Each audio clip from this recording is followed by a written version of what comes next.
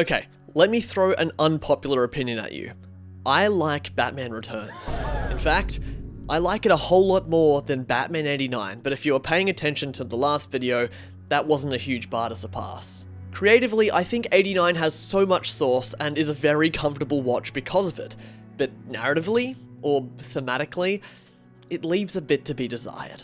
The movie gets a lot of mileage out of its titular alluring character and funny man antagonist, and as entertaining and iconic as they both are, the iconography is just about all the film, I feel, can offer to its audience. But as established last time, that's all it needed to do. Fill seats, sell popcorn, sell a bucket load of toys, and satisfy fans and newcomers alike with a stylistic yet thematically sanitized spectacle of a wildly popular serial, and boy oh boy, Tim Burton delivered. He was able to inject his trademark aesthetic into every frame and attach the Gothic fascination with death to an emotionally stunted phantom burdened with avenging the loss of his parents. Yet, ironically, Batman Returns killed Burton's chances at developing more Batman movies on account of how overindulgent his flirtation with dark themes became now that they conditioned the very narrative of the sequel and created a visually confronting experience for children. But taking a step back and removing the social context from it, I think that this is the best Batman movie that Tim Burton could make.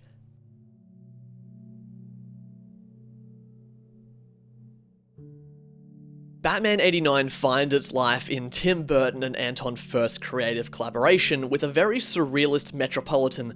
No, not that one. No, not that one either. Let's just say it was a production design directly inspired by the 1927 Fritz Lang-directed noir nightmare Metropolis. Batman 89 is concerned with distilling Batman to his most marketable features, dressing him up in Gothic-inspired theatricality, and making a major amount of blockbuster money doing so. I think it's a prime example of typecasting a director for a movie. Tim Burton's into that dark and weird aesthetic. Alright, let's give him a Batman movie. And it works. It's one of the all-time classics for it. His fascination with the macabre has defined him his entire career, and in fact, I think him taking on a project like Batman has had a potentially more negative stigma for him as an individual. These days, when a studio wants a dark Gothic atmosphere like the one Burton brings, they'll attach his name to it. But another unpopular opinion, if shows like Wednesday have proven anything, it's that people are after a very sanitized version of his style.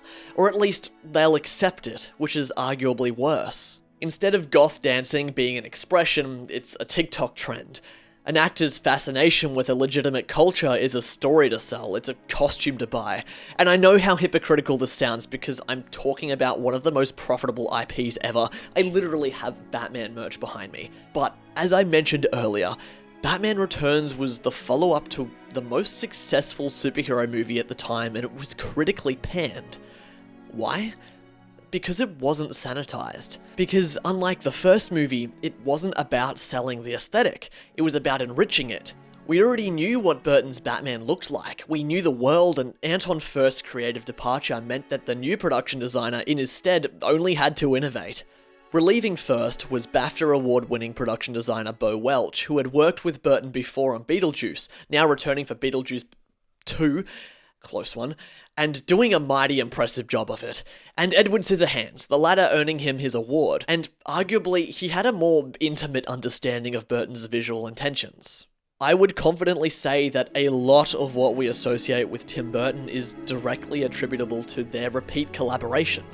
What he brought to Returns was, ironically, a return to form that was made familiar with those previous works. Notably, the sets are less claustrophobic in its depiction of a district of Gotham that we had not seen, but maintain all of the expressionism from its former.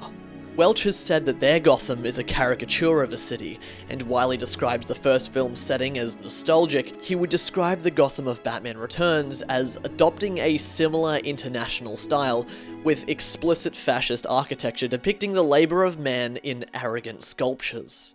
And like the first film, this city exists in an implicitly suggested time, but never outwardly stated. With the absence of the studio-imposed Prince songs, it lost the only attachment to a 1989 modernity that the previous film had, which again stood to threaten the film's oppressive atmosphere, meaning that this time around it was easier for the audience to get lost in a more enchanting revision of Furst's Gotham and Burton's style. However, there is one scene where the music tiptoes on crossing that very fine line.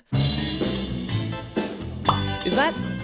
No, it can't be. It definitely is. What the neo-fascist architecture speaks to in the production design here is the importance of conformity, a certain bowing to the machine. The buildings are more uniform, the streets are wider, except when they're not, and statues depicting the working class surround the city. They are monuments to the imagery from Metropolis that inspired the first film's production design, but subtextually, their impressive size and framing amidst the city square speak to Gotham's respect to man's image. What we see in the buildings is a spectrum of the late-stage capitalist classism that conditions the city, from the lavish cobblepot mansion to the quaint corner store in the town centre to the dilapidated abandoned zoo housing the Penguin, who in this film has taken a role similar to Batman in the previous as the whispered and feared boogeyman, yet opposing his notoriety by hiding in the hell beneath Gotham rather than the belfries above it. And of course, the biggest change to the city comes with its festive decor being a Christmas movie. And you know what? There's just something so enchanting to a Batman story set during Christmas time. It's my favourite aesthetic to put the character through, and Welch would later claim that the film is about this alienating, disparate world we live in, which firstly is a broadened expansion upon the themes that established the first movie, and for general audiences the introduction to the character, and secondly, the spirit of togetherness that is so inherent to the very nature of Christmas that it paints this stark contrast even further. A core motif of this film is the plea for understanding and the comfort in the warm recognition of one's misfortune. Looking back on this movie in today's age, it highlights why the story of Batman Arkham Origins is so fantastic, and how its thematic core of opening up to others is strengthened by its period setting on Christmas Eve. God, I love that game. I love it so much. Have you played Arkham Shadow? That new game is fantastic, my god. That's unrelated. And fortunately, the story being set during Christmas complements the style even further. Because of the ever-present falling snow, there's a lot more white than grey in the frame, and it changes the dirty, washed-up look of 1989's Gotham for a city captivated by black and white contrast, which is a signature of his other films, particularly the clashing pastels and monotone palette of Edward Scissorhands. This actually works to the film's advantage over the 1989 introduction, because though the first film did a lot of heavy lifting establishing a visual style, it unfortunately creates a certain visual disconnect separating it from Burton's other work at the time. For instance, his other films like Edward Scissorhands are almost stylistically indistinct from Batman 89, yet it feels nothing like it. Again, Corpse Bride looks just like Batman 89, yet it feels nothing like it. Frankenweenie, Beetlejuice, Ed Wood, the guy has a style, and yet they all have one thing that Batman 89 lacks. The one feature missing that binds all of Burton's other works together is his heart. One would think this might be remedied with the aforementioned Christmas Eve setting contrasting Batman to the thematic importance of the holiday, and to a degree it does. But what this film is truly fascinated with exploring is how its villains are contrasted instead.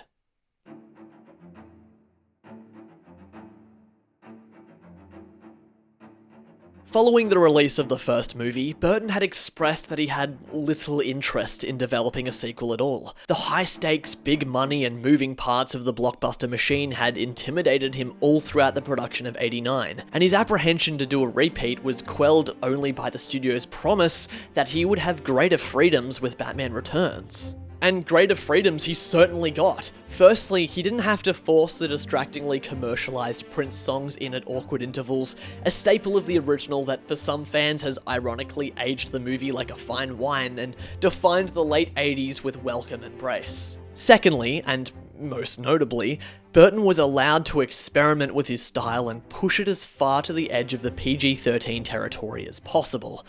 Perhaps the reason why this film is considerably stylistically darker was due to the absence of Jack Nicholson's whimsical Joker performance, which accented Batman's somber frame.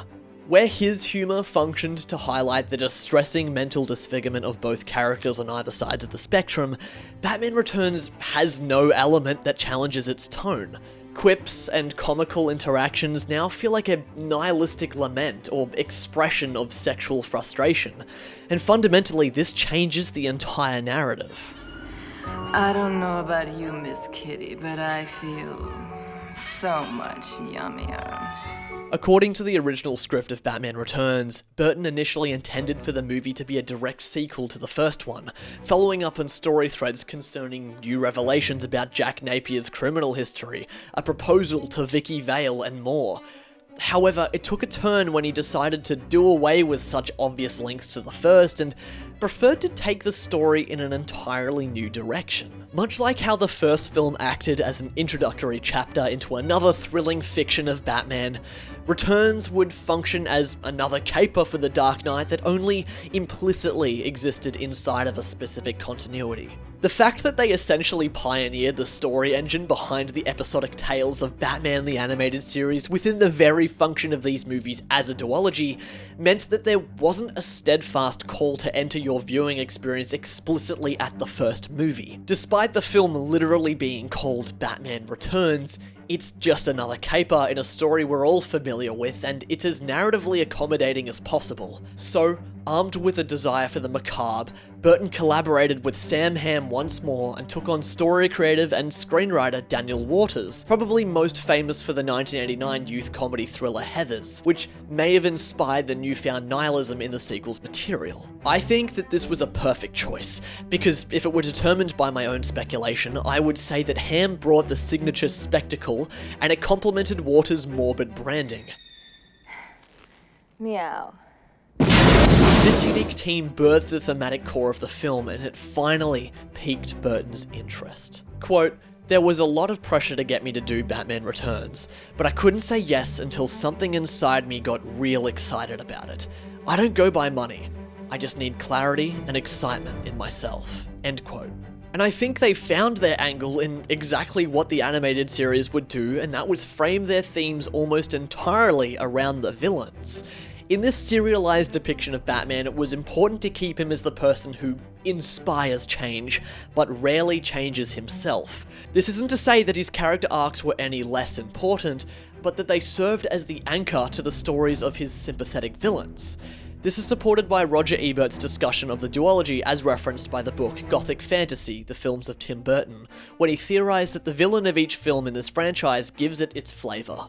He would write that the energy of Batman 89 was created by the vibrant character of the Joker, but the feel of Batman Returns reflects the salaciousness and bitterness of the Penguin. This bitterness is felt everywhere. On the new production design, this film is not as expansive as the first. It is just as visually arresting, yet all of the visual and audible details are motivated not by assigning a feeling to the world as the previous entry had done, but instead by cataloguing the characters in extremes. And I believe that this is supported most thoroughly by Danny Elfman's beautiful score. The villains have a leitmotif that changes as they do, and my god, they are phenomenal. Quite often, the score during this film transforms the events of the story into another expression of nihilism that does wonders for supporting and strengthening the world building and aesthetics. It's visual and audible ecstasy. This score is an evolution upon the first movie. Its initial purpose was to lend gravitas to the spectacle of Batman.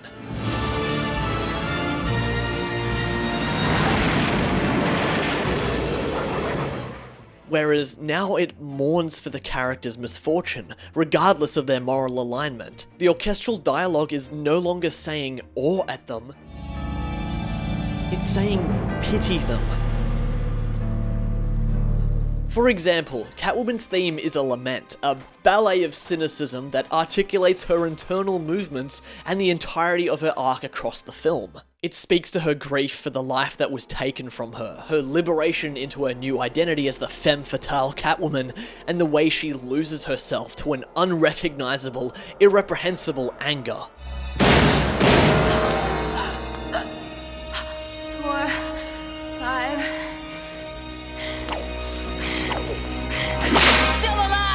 I don't know, man, there's just something so cool about Catwoman tanking gunshots and rehearsing disillusioned lamentations as she inches closer to Shrek to kill him. Above all else, the plot does well to show us why the villains are victims of circumstance, but I believe it's the score that positions us to empathize with them fully.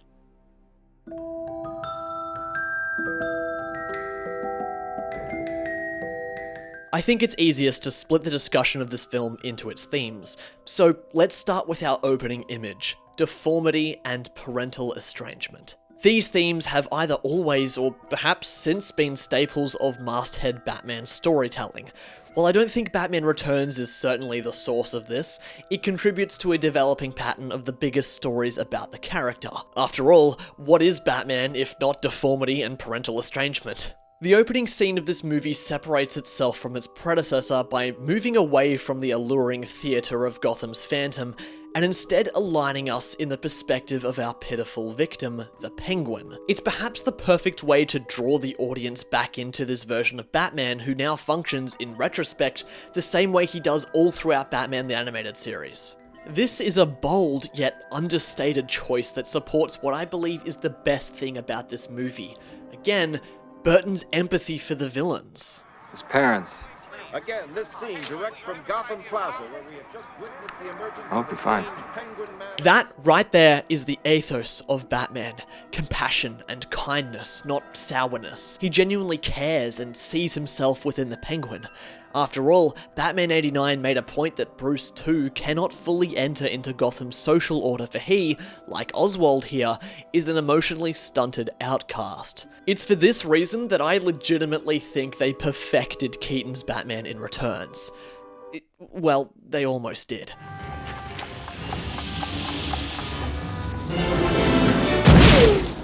This highlights one of the film's biggest issues for me: its inconsistency. In one scene, Bat sociopath here will char-grill Satan in the street, but then the movie will pose that the thematic weight of the finale is Bruce's plea to Selina sparing her enemy in the name of justice. But this doesn't end with Batman's supposedly rock-solid no-kill rule.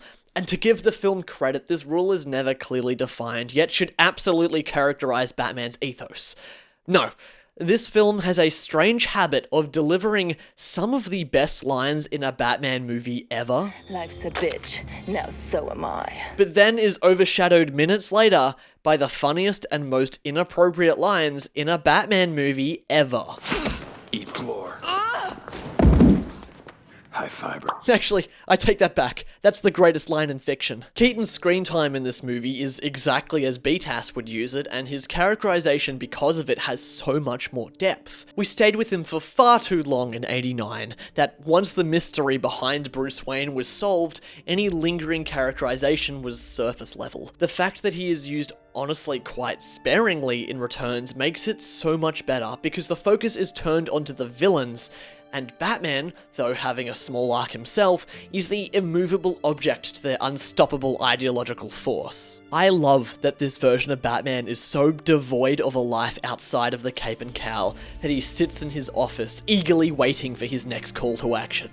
He's a very private man, and this evolution of his character between the films reflects his changed outlook on his theatrical persona.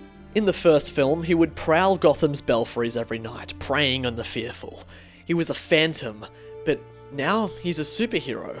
In making himself accessible to those in need, and consequently commercializing himself as a hero rather than an image of terror, he has less to do. It would be interesting to see a version of this film that has Bruce struggle with filling that now empty void, now that his mission on crime has become less independent and more of a collaborative effort. This is revisited later when Batman roams the streets in his Batmobile looking for trouble. It's the only notion that the film offers to the idea that Bruce is, like always, lost for fulfillment outside of his life as the Dark Knight. There is, however, a very interesting change-up that happens throughout this movie. Bruce initially empathizes with Oswald. However, his superstition as Batman connects his identity to the Penguin, ringleader of the circus gang he'd been fighting prior to the events of the movie, and this thwarts Bruce's perception of him as he sees the facade as it truly is. You're not the mayor. Things change. That was kind of good. Okay. This is a remarkable moment when they first meet as pure hero and villain. Penguin defends the circumstances of his social upheaval as events eagerly dictated by the foolish, naive populace, whereas Batman turns his words back on him to assert an inevitable, domineering correction of justice. You don't really think you'll win, do you? Things change. This interaction perfectly reflects Batman's role in this movie, a reactionary force of justice there to restore the balance. I think a potentially missed opportunity here is for Bruce to continue empathizing with Oswald in spite of the clear act he's presenting. Instead of fighting fire with fire, Batman might try to de-escalate the violence, making an appeal to their shared feelings of abandonment. It might strengthen the film's supporting arcs concerning Selina's cascade into an all-encompassing villainy. I know Batman isn't naive. In fact, he's the furthest thing from it. However, I wouldn't equate his moral compass to foolishness. Wanting someone to do better isn't naive, it's optimistic. The direction that Batman had taken at the end of 1989 was a step out of the shadows as the ghost of Gotham, and embrace of the city's cheers for a hero. Therefore, it would stand to reason that the very next thing that we see this Batman do is use his new identity to inspire hope as well as prey on the fearful. This way, we get Batman being less reactionary and more active as our protagonist, and we still get a nuanced Penguin that's as villainous as he is pitiful. But hey, this is me theorizing about my version of a now 30-plus-year-old movie. Batman Returns has 3 villains and can be classed as such: the pitiful villain, the tragic villain, and the irredeemably evil villain. Honestly, I haven't got much to say about Shrek other than Christopher Walken plays him perfectly. He's just grounded enough to appear to have the high ground over our costumed cast, being the only major stakeholder in the narrative conflict to not have a persona of some kind, and ironically, that offers credence to how despicable of a human being he is without the theatricality to hide behind. You're not just saving a life. You're saving your... Shut up, you're going to jail. Max Schreck is an asshole. He's a cruel, selfish, narcissistic, corrupt businessman, and aptly named so, given that Max Schreck was the name of the actor who played the vampire in the film Nosferatu. Max wishes to suck the energy out of the city with a pollutive power station, not unlike a vampire who feasts on blood to survive. If this movie was less of an episode and more of a direct sequel, he would be the force of change for Batman. His wealth and cruelty is the antithesis to Bruce, and his exploitation of both Selina and Oswald would be the movie's counter-idea to Batman helping rehabilitate Catwoman and the Penguin. However, because this movie isn't a traditional sequel and exists as, well, Batman returning for another caper, his function as the irredeemably evil villain to accent the other bad guys' more nuanced characters works well. The movie begins with the grotesque birth of Oswald Cobblepot.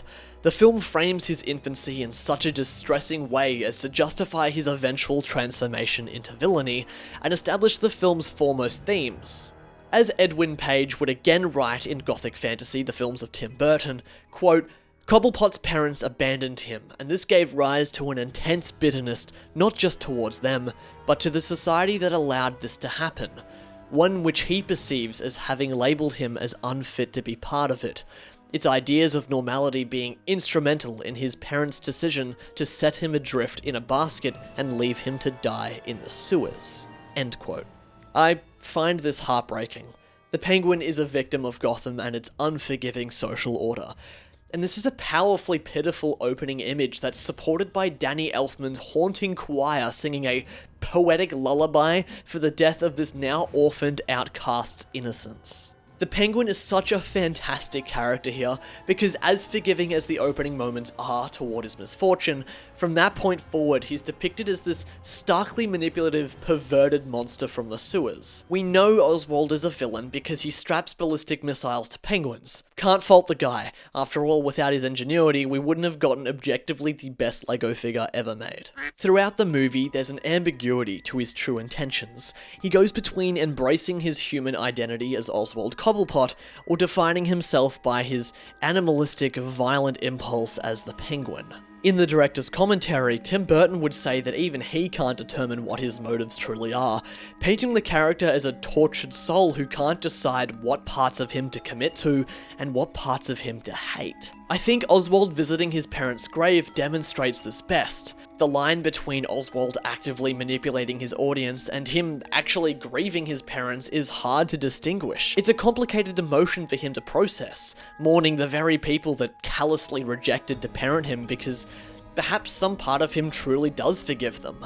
Emotionally, you imagine he'd be full of hatred for these people, but the music tells another story, acting as a potentially unreliable narrator. However, DeVito's performance supports either contention, because as proven all throughout the film, Oswald cannot performatively regulate the extremes of his intense emotions. Oswald grows up, rejected by a xenophobic society, taking refuge in Gotham's underground and enabling the company of a criminal circus gang. Now, I think this is certainly one of those traits that are absolutely inherent to Tim Burton's style, because I don't think you would find this anywhere else outside of his storytelling aesthetic. I like that Penguin is this strange, socially stunted pervert weirdo who can't control his sexual impulses. Oswald is never depicted as someone we should pity beyond the opening of the film, and I feel that that is certainly a missed opportunity. What could be the crowning turning point of his character arc is the search for his parents, and upon realizing that they deliberately abandoned him and perhaps raised another child in his stead, he is emotionally shoved full throttle into hard villainy. Across the movie, we see that Oswald's childhood arrested development causes him to take revenge on not only the aristocracy of Gotham as the mayor, but all of Gotham's firstborns in a more personally motivated targeted terror attack in the finale. One of the film's campier lines actually illustrates Oswald's internalized hatred really well. My name is not Oswald! It's Penguin! I am not a human being! I am an animal! Despite its silliness, this is a supporting pattern of behaviour throughout the movie. I mean, the guy's method of conflict resolution is to bite a guy's nose off. His outcry is an embrace of that hatred. His plea is to simply comfortably quit his losing battle for equality. It's easier to continue hating himself and adhere to the very notion of conformity that outcast him his whole life. It's easier to submit to the machine's idea of the model image of man, free from the stain of deformity. The somberness of his final moments tell us the death of the Penguin isn't something to be celebrated, but instead forms the impression of a tragically grotesque xenophobic legacy for Gotham City. A city whose social hierarchy is dictated by an oppressive, apathetic, classist ideal of normality, threatened by the weeping, tortured soul of the deformed begging to be forgiven for his failure to conform. Penguin's anger is toward a society that enabled an idea of normality that he cannot adhere to. He was never allowed an opportunity to belong, and he was sentenced to death for it. He is a tormented, reclusive soul recognized only by another indigenous of Gotham's aristocracy and oppressive social order. A soul damned to a bitter life of neglect and immortalized as a tragic villain. Bruce Wayne and Oswald Cobblepot are not so different, and that's where the story is made tragic. Bruce chooses to use frightening imagery to project fear, whereas Oswald cannot separate his theatricality from his own outward projection. This is a city that, due to the existence of Batman, has been trained to treat the strange and unusual with apathy. A more resolute version of this film might see Bruce actively trying to help Oswald and fail, proving that Oswald's systemic hatred was too strong to rehabilitate him. Perhaps, as Oswald is dying, we might see a regretful Batman, moved by the guilt and knowledge that all of this could have been avoided, if not for the theatrical invention his character inspires. Bro, I cannot believe I am waxing poetic about fucking Batman Returns of all things. In short, I adore the Penguin in this movie. He's disgusting, villainous, honestly a lot of fun, but has just enough for me to sit there as an audience member and mourn the life he could have had if it weren't for the cruel world he was born into. He is so radically different from his comic counterpart that he's essentially a Tim Burton original character, and I'm not upset at all. In fact, I think this angle is exactly why Burton was taken on for Batman 89, and ironically, his chance to do what he does best, that is empathize with the weird, is what led to Warner Brothers moving forward in a different direction beyond this movie. WB, you hired this guy known for doing exactly this, and then you dumped him when he had the bad guy vomit black bile? What did you expect? I understand that this would have been confronting for young children, but it also isn't meant to be pleasant. Perhaps there is a line to toe here with certain creative freedoms, but the world and characters in this film, I believe, are at their best when concerning what Tim Burton could bring to the storytelling.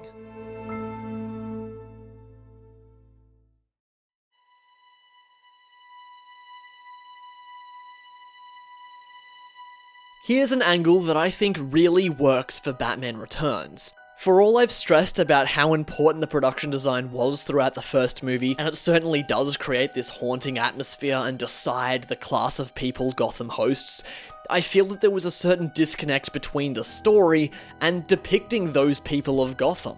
I don't necessarily think the movie is made worse for it, but Batman Returns makes certain amendments to this choice that absolutely serve the story greater.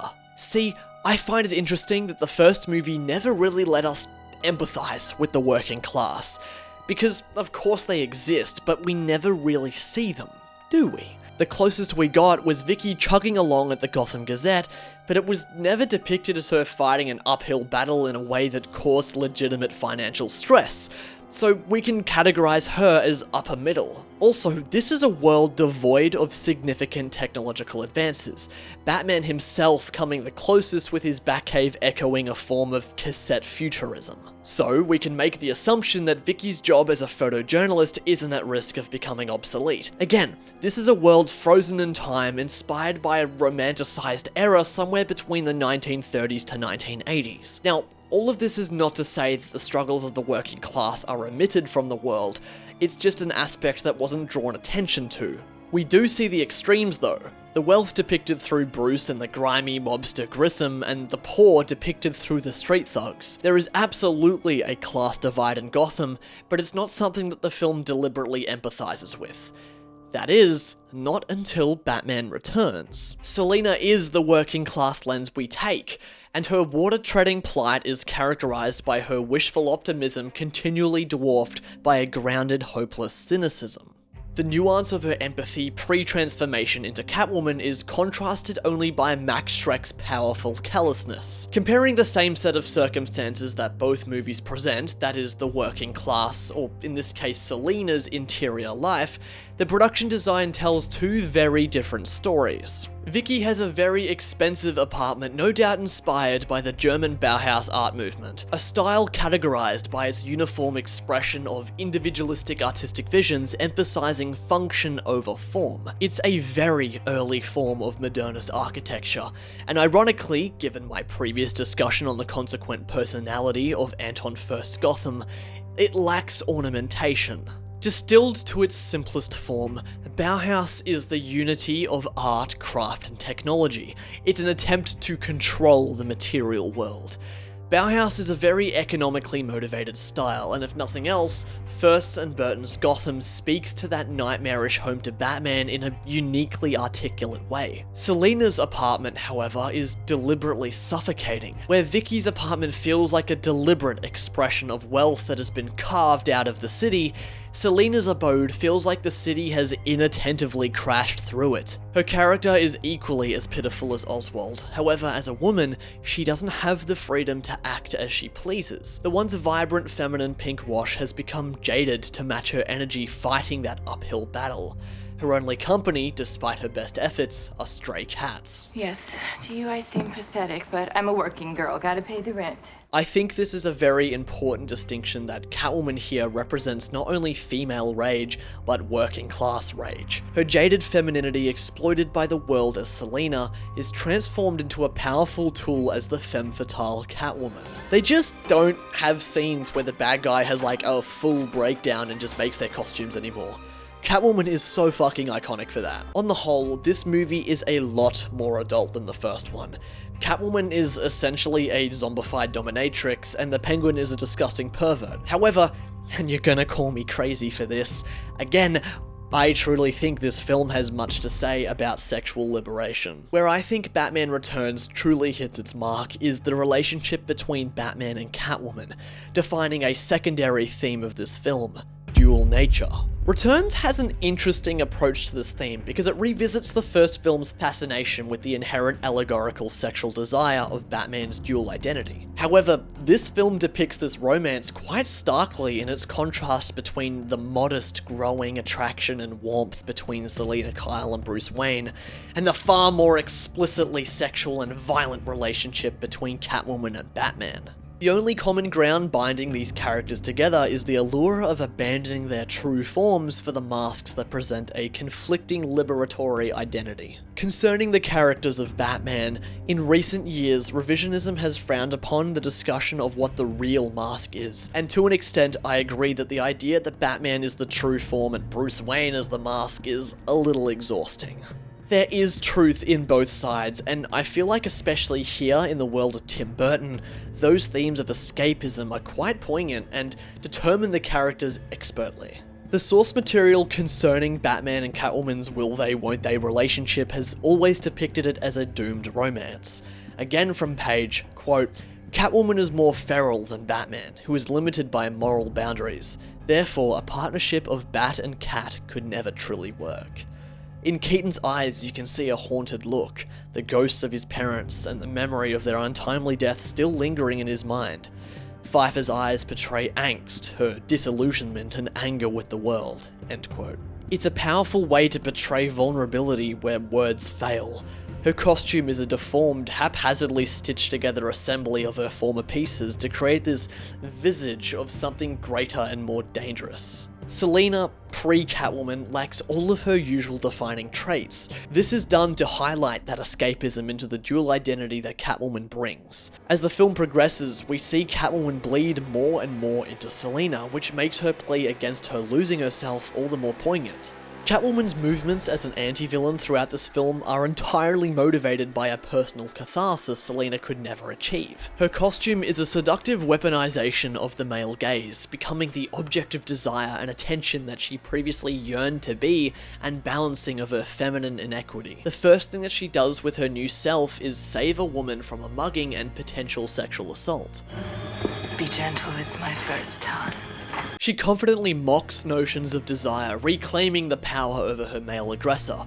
However, interestingly enough, her internalized misogyny comes to surface when she then threatens the victim for her dependence on Batman, framing it as her own triumph over the former danger that controlled her life, being a woman's inherent vulnerability.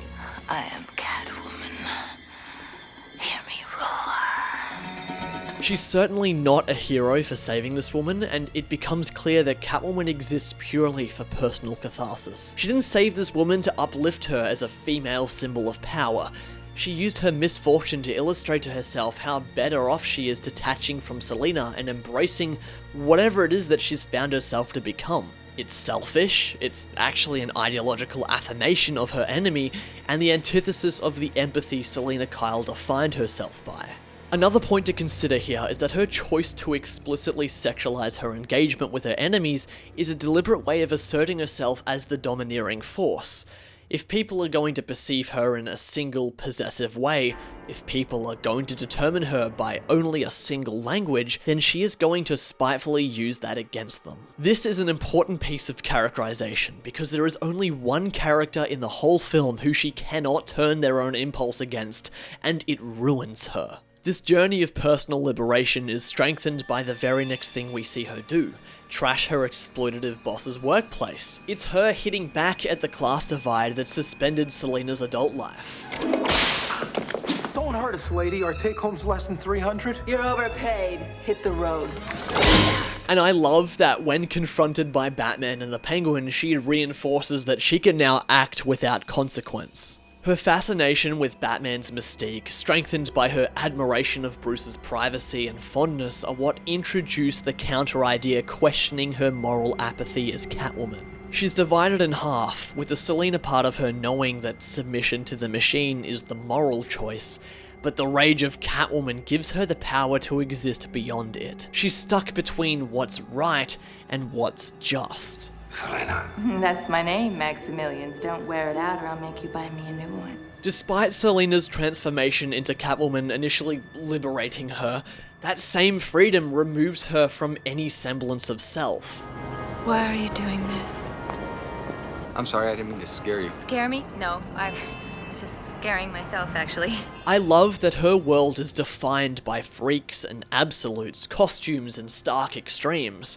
One of my favourite moments of the film is very telling of her struggle to grapple with the two sides of her life, and how Gotham has trained her to equate her darkness to villainy. Oh my god. Does this mean we have to start fighting? My favourite part of the film is the finale that brings the storm that is Catwoman's psyche to its conclusion. Selina is divided between getting her revenge the right way, through Bruce's empathy, or the just way, matching Shrek's cruelty. In the end, it's Shrek's irredeemable villainy that pours fuel on the fire. Shrek sees empathy as naive, foolish. He doesn't consider their feelings with the same caution they do. No matter how well-intentioned Selina is, her choice to do the right thing will never make her bigger than him. She will never be satisfied because he will never acknowledge her triumph over him, and that infuriates her. And Bruce Wayne, why are you dressed up like Batman? Because he is Batman, you moron. It's a funny exchange, but it perfectly reflects how checked out of the conflict Shrek is here. Squabbling with these costumed freaks is beneath him. They're merely distractions that for some reason have decided to take their anger out on him. Whatever. They'll kill each other and he'll be able to move on with his life in short of an hour. The idea that this is so much more important to Selina than it is to Shrek, and that he is entirely refusing to understand the pain he put her through is what tips her over the edge. I would love to live with you in your castle. I just couldn't live with myself. For all her power, Catwoman, like Selina, is still fighting the uphill battle. She knows her only hope of winning is to meet Shrek at his level. Be cruel. Fight fire with fire. I think the best part of the movie is how the music articulates the emotional journey of the film's finale. The Penguin's rage is combated by the battle cry of Batman's arrival. Selina's lament earns its theatrical, orchestral, agonizing howl, and is followed by the Penguin's theme mournfully, regrettably weeping for an unfortunate soul.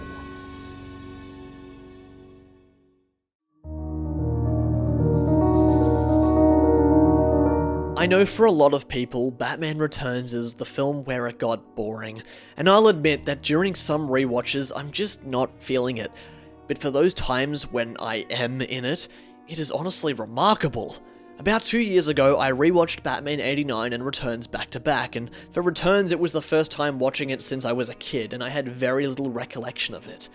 What astounded me was how much I immediately got what the movie was trying to do, and I'm happy to say that I'm on board the Batman Returns train, even if I'm the only one. In fact, when I'm with this duology the closest, I find myself being gravely disgusted by The Flash the most.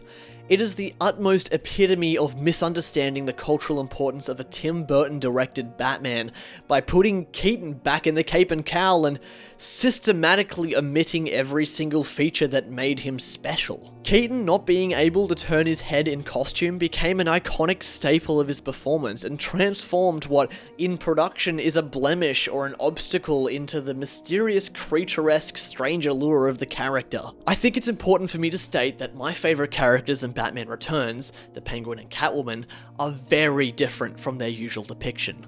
Almost unidentifiable. However, this doesn't at all upset me, because I love how Tim Burton injected his very own Gothic wash into their characterization here. These are two characters that couldn't exist outside of that aesthetic, so while they are very different to what is familiar to us as fans, they are uniquely Tim Burton characters. I can't think of many other movies in the genre that are so experimental as to flip the color palette to depict good as black and white as bad. It's an important distinction to make here because it's the same case for Michael Keaton's Batman. He needs expressionistic dramatic lighting straight out of a horror film because guess what? Batman is meant to be scary to his enemies, and there's no greater way to show him in his element as a force of nature by depicting him as such. But a near $300 million movie will chuck a few key lights in and force Keaton to repeat his most iconic lines with zero of the performance energy he had to give to convince people that this was a real person. I think fundamentally The Flash never even thought about depicting Batman as such. Instead, it treats him like a celebrity rather than a character that has something to offer to the movie thematically. I say all of this because, as you know, Burton wasn't brought on for the subsequent Batman films that are sort of within that canon that follows. With him gone, so had his style. Michael Keaton's Batman is the sum of enchanting atmospheric and deliberately stylized filmmaking. When The Flash ditches that aesthetic entirely, it doesn't feel like Keaton Batman, it feels like a corporate Keaton celebrity revival rather than the same character and world we know. Audiences yearn for escapism, and that fascinatingly surreal world of Tim Burton's Batman delivers exactly that. The DCEU doesn't feature Burton's world, so that begs the question as to why we'd grab his character whose world building is integral to their function and just insert them into the sanitized world that couldn't be more opposite from theirs, and then act as though it's the same guy we all know and love. It's like grabbing Kilmer and Clooney, ripping them from Schumacher's intensely vibrant neo-noir colourful 60s celebration, and putting them in Snyder's gritty world. These characters are reflections of their worlds, and there's a reason that Nolan's Batman was never in the Burton Gotham. I know someone in the comments is gonna get smart and say, it's technically an alternate world Michael Keaton Batman. Bro, removed from the narrative, why else would a studio insert a beloved actor back into canon if not for nostalgia's sake? With Michael Keaton's Batman comes Tim Burton's world building. They are infinitely congruent and cannot function without one another. So, verdict for this film? I like it. It definitely doesn't pack the theatrical punch the first movie did, and it certainly isn't an event movie like it either. But it offers a far more nuanced cast of characters that brings some much needed thematic weight. This movie is worth watching for Elfman's enchantingly articulate score alone.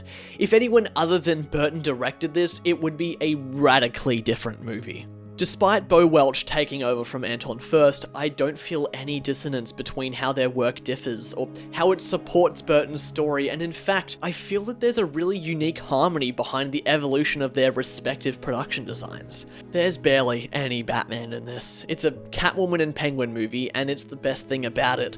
I stand by the fact that Burton's empathy for the villains here, and the movie's framing device of Batman existing as the supporting character to their stories is, in retrospect, the most familiar thing about it given my fondness for Batman the Animated Series. Often this movie is overshadowed by the first, and even in niche Batman-related communities, this entry often escapes revisionism, and I think that is wholly attributable to, despite the various themes the movie explores, the absence of any clear uniform statement the narrative is making. It's not as clear-cut as his other work, such as Corpse Bride being a celebration of life, or Edward Scissorhands discussing the infantilization of deformity. But in terms of what this movie does offer, it's Burton's empathy for the strange and unusual. Sometimes a movie can be bitter. Sometimes it can be very, very weird. But sometimes, within that, there is a bleeding heart looking to find a connection.